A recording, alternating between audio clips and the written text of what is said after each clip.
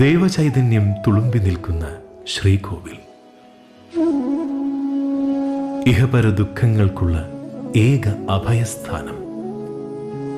സ്വർണ സോപാനത്തിലെ ആദ്യ പാദസ്പർശനത്തിൽ തന്നെ ആപാദചൂടം തഴുകി അനുഗ്രഹിക്കുന്ന ദിവ്യ ചൈതന്യം. എവിടെയും ശാന്തിയുടെ ചന്ദനഗന്ധം. അനുഗ്രഹത്തിൻ്റെ ആഴങ്ങളിൽ മുങ്ങി നിവരവേ സ്നേഹത്തിൻ്റെ തണുപ്പ് മനസ്സും ശരീരവും തൊട്ടറിയും.